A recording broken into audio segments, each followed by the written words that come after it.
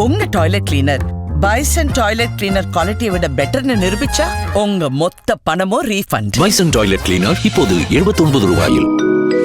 சொந்த வீடு வாங்க ஸ்டெப் ஸ்டோனுக்கு வாங்க. Step stone.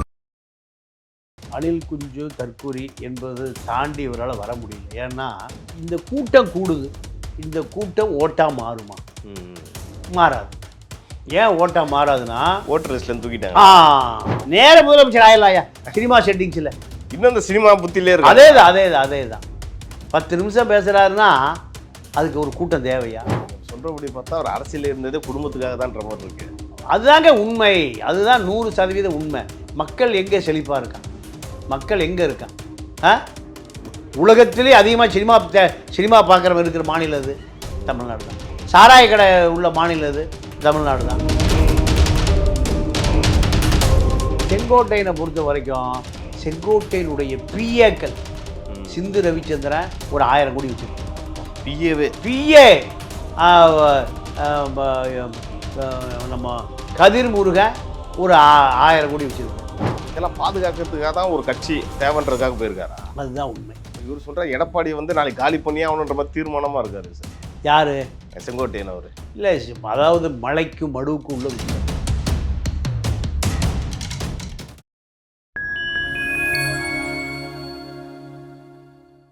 ஃபைன் டைமோட ஸ்பெஷல் இன்டர்வியூவில் இன்னைக்கு நம்மோடு இணைந்திருப்பவர் மூத்த பத்திரிகையாளர் திரு தமிழா பாண்டியன் அவர்கள். வாருங்கள் அவரிடம் அரசியல் சார்ந்த பல்வேறு கேள்விகளை முன்வைக்கலாம்.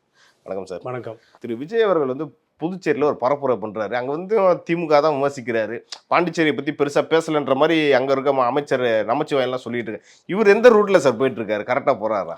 இல்லை, இப்போ இவர் அணில் குஞ்சு தற்கூரி என்பது தாண்டி இவரால் வர முடியல. ஏன்னா இந்த கூட்டம் கூடுது, இந்த கூட்டம் ஓட்டா மாறுமா? மாறாது.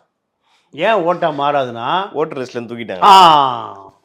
50 லட்சம் ஓட்டு. நீங்கள் 500 ரூபாய்க்கு ஓட்டு போடுறவன் அண்ணா திமுகவுக்கு ஓட்டு விழுகாத ஓட்டு அத்தனையும் இப்போ இல்லை.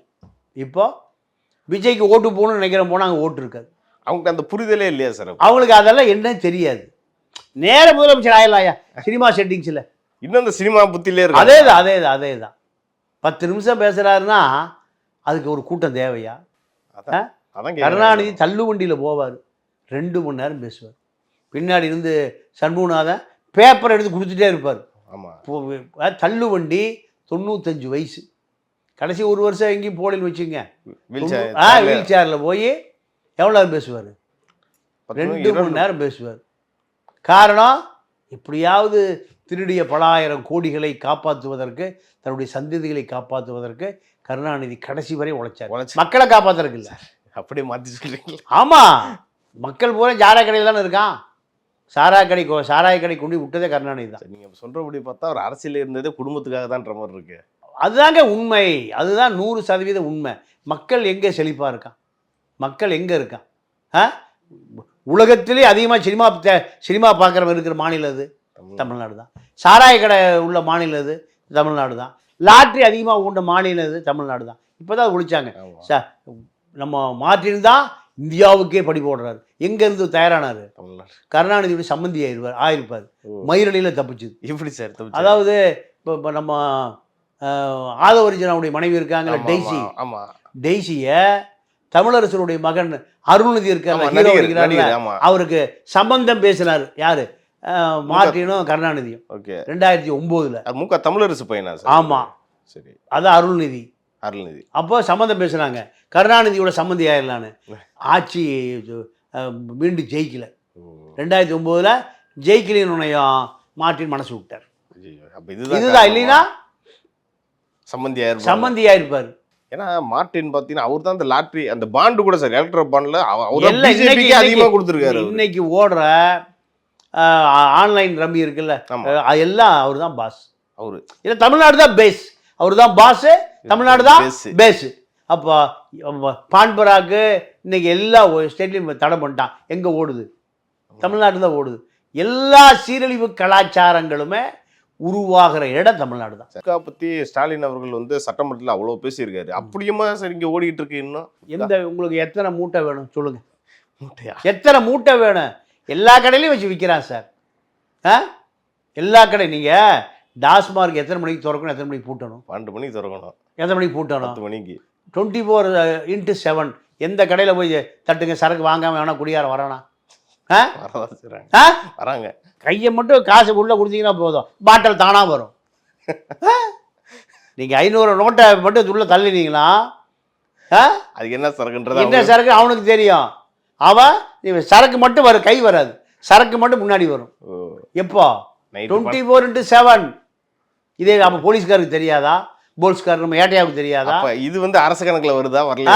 இதெல்லாம் அதெல்லாம் செந்தில் பாலாஜி கணக்கு. இப்படி தமிழ்நாடு முழுக்க நடக்கக்கூடிய அரசியலை பேசக்கூடிய அளவுக்கு விஜய்க்கு முழுமையாக அரசியலை சொல்லி இவரு தான் அடுத்த மாற்றுன்னு சொல்லிட்டு இருக்காரு. மாற்று தான். நீங்க ஓட்டு போட போனா ஓட்டே இல்லை, அப்புறம் அங்கே போய் மாற்று. அதுக்கப்புறம் புலம்பி பேசி என்ன சார் அப்புறம் அவர் மறுபடியும் சினிமாவுக்கு போயிடுவார். அது பார்க்க ஆள் இல்லை, தயாரிப்பாளர் இல்லை, அவரே எடுத்தாலும் ஓடாது. அப்போ நேராக பொண்டாட்டி பிள்ளை எல்லாம் கூட்டிட்டு எங்கே போயிடுவார்? லண்டன் போயிடுவார். லண்டன் ஹீத்ரோவில் போய் இறங்கிடுவார். தமிழை பூரா ஈத்திராவுக்கு போயிடுவான், இவன் ஈத்திரை ஆயிடுவான். அப்போ இவரை நம்பிக்கிட்டு இவ்வளோ கூட்டம் இருந்துச்சு சார். என்ன சார் செங்கோட்டையன் இப்போ தான் கடைசியில் போய் செங்கோட்டையன் ஹீத்ரோலேருந்து எப்போ வருவார்? கோபியிலேருந்து மானத்தை பார்த்துட்டு இருப்பார், எப்போயா ஃப்ளைட் வருதுன்னு. இப்படி தான் இனிமேல் தேர்தலுக்கு பின்பு இதுதான். இப்போ செங்கோட்டையனுக்கு கூட ஒரு பொறுப்பு கொடுத்துருக்காங்களே சார். அதாவது மேற்கு மண்டலத்தில் ஒரு 4-5 மாவட்டத்தை ஜெயிக்க வச்சிடணும் அப்படின்ற மாதிரி ஒரு பொறுப்பு கொடுத்துட்டாரு. ஜெயிக்க வைக்க வாய்ப்பு. அதாவது செங்கோட்டையன் அதிமுக இருக்க வரைக்கும் நிறைய பேர் செங்கோட்டையே இப்போ 300 ஏக்கரா வாங்கி தேனியில் இப்போ விவசாயம் பண்ண போகிறாரு. சரி, உள்ளூரில் பணம் கொடுத்த கோவிந்தராஜ், ரமணா போன்றவர்கள்லாம் 10 கோடி 5 கோடி 20 கோடின்னு ஒரு 200 கோடி ரூபா கடன் கொடுத்துருக்கான். இப்போ அவன் பூரா இப்போ தேடிட்டு இருக்கான் செங்கோட்டையனை தேடிட்டு இருக்கான். செங்கோட்டையன் அவனுக்கு கண்ணில் தட்டுப்படுறதே இல்லை. அப்போது செங்கோட்டையனை பொறுத்த வரைக்கும் செங்கோட்டையனுடைய பிஏக்கள் சிந்து ரவிச்சந்திரன் ஒரு 1000 கோடி வச்சுருக்காரு. அப்பா பிஏ நம்ம கதிர் முருகன் ஒரு 1000 கோடி வச்சுருக்காரு. 1000 கோடி. இப்படி பல பேர் செங்கோட்டையனுடைய பிஏக்கள். இன்னொரு பிஏ நல்ல பேர், அவர் பேர் எடப்பாடி. இப்போ மிரட்டி போன தேர்தலில் ஒரு 100 கோடி ரூபா வாங்கி செலவு பண்ண சொன்னார். நல்ல பேர், ஒரு பேர். இப்படி இப்போ செங்கோட்டையுடைய பிஏக்களே பல 1000 கோடி வச்சுருக்காங்க. அப்போ இதெல்லாம் பாதுகாக்கிறதுக்காக தான் ஒரு கட்சி தேவைன்றதுக்காக போயிருக்காரா? அதுதான் உண்மை. அப்போ இவர் சொல்கிற எடப்பாடியை வந்து நாளைக்கு காலி பண்ணியே ஆகணுன்ற மாதிரி தீர்மானமாக இருக்காரு சார். யார்? செங்கோட்டையன் அவர். இல்லை, அதாவது மலைக்கும் மடுவுக்கும் உள்ள வித்தியாசம். மலைக்கும் மடுவுக்கும் உள்ள வித்தியாசம். இதை எப்படி செங்கோட்டையன் பண்ணுவார்? ஏன்னா நாளைக்கு தாவேகா சார்பாக எடப்பாடியில் நிற்கிற கேண்டிடேட்டை கூட இவர் தான் வந்து செலக்ட் பண்ண போகிறதா சொல்கிறாங்க. அப்படி யாரை தான் நிற்க வைக்க போகிறாருன்னு இல்லை. அதாவது முதல்ல செங்கோட்டையன் ஜெயிக்கிறாரான்னு பாருங்க. செங்கோட்டையனுக்கு ஓட்டு இருக்கான்னு முதல்ல தெரியல. பூத்துக்கு போன பிறகு ஏன் ஓட்டையே காண முடியாங்குவார். திமுக எல்லாத்தையும் சாப்பிட்டான். அப்போ இவங்க செங்கோட்டையனை காலி பண்ணுறதுக்கு திமுக அதிமுக 2 பேருமே சேர்ந்து வேலை செய்வாங்கன்றீங்க? கண்டிப்பாக. இல்லை, அவருக்கு யாரும் வேலை செய்ய வேண்டியதில்லை. அவருடைய அரசியலே முடிஞ்சு போயிடும். செங்கோட்டையனுடைய அரசியலே நீங்கள் இந்த 26 தேர்தலோட முடிஞ்சு போச்சு. அப்போ இந்த கூட்டணிலாம் என்ன சார்? அப்போ ஒரு பக்கம் காங்கிரஸ் தாவேகா கூட கூட்டணி நடக்க போது வைப்பாங்க, கடைசி நேரத்தில் வருவாங்கன்னு சொல்கிறாங்களே சார். ஆமாம், கடைசி நேரத்தில் வருவாங்க, அதோட கட்சியை காணாமல் போயிடும். அதாவது இங்கே 99 பேருக்கு அரசியலே தெரியாது. 99 பேருக்கு அரசியல். ஆமாம், 500 ரூபா கொடுத்தா ஓட்டு போட்டுருவான். வடிவேல் சொல்கிற மாதிரி உனக்கு 500 உனக்கு ஒரு குத்து, உனக்கு ஒரு 500 உனக்கு ஒரு குத்து, உனக்கு ஒரு 500 உனக்கு, இப்படி தான் இருக்குது. விஜய் என்ன ஓட்டுன்னே தெரியல. இந்தியாவில் பெரிய பாஜகவுக்கு எதிரான ஒரு கட்சி காங்கிரஸ். திமுக 40 நாடாளுமன்ற சீட்டை கொடுக்குது. இதை கழட்டிட்டு எப்படி இது மனநோயாளிகள் தான் சொல்கிறான்னா நம்மளும் இது எப்படி பேச முடியும்? அதாவது பைத்தியம் முடிச்சவன் தான் அது பேசுவோம். புரிஞ்சவன் பேச மாட்டான். இங்கே அரசியலே புரிஞ்சவன் அமைதியாக இருப்பான், பேசவே மாட்டான். மனநோயாளிகள் தான் அரசியலை பேசி. இன்னொரு விஷயம் என்ன சொல்றாங்கன்னா, விஜய்க்கு வந்து கேரளால மாசு இருக்கு, அப்ப காங்கிரஸ் அங்க ஜெயிக்கணும்னா விஜயை பயன்படுத்துவாங்க அப்படின்ற மாதிரி சொல்றாங்க. இல்லை, அதான் இதெல்லாம் மனநோயாளிகள் சித்தந்த குழம்பி போனது. அதாவது ஆதவ் அர்ஜுனா ஒரு 50 யூடியூப் சேனலை வச்சிருக்காரு. சரி, 50 யூடியூப் சேனலுக்கான ஆட்களையும் வச்சிருக்காரு. செலவு பண்றாரு. பல கோடிகளை செலவு பண்றாரு. அப்போ ஒரு கருத்தை உருவாக்குறாரு. ஒரு கருத்தை இல்லாத கருத்தை காங்கிரஸ் எங்களோட கூட்டணி பேசிட்டு இருக்கு. பிரவீன் சக்கரவர்த்தி வந்து பேசினாரு. பிரவீன் சக்கரவர்த்தி யாருன்னு தெரியாது. தமிழ்நாட்டில் யாருக்கா தெரியுமா? அப்புறம் அப்போ இதெல்லாம் திட்டமிட்டு பரப்புரை செய்யறது. அதுக்கு கோடி கோடியா செலவு பண்ணிட்டு இருக்காரு சார்.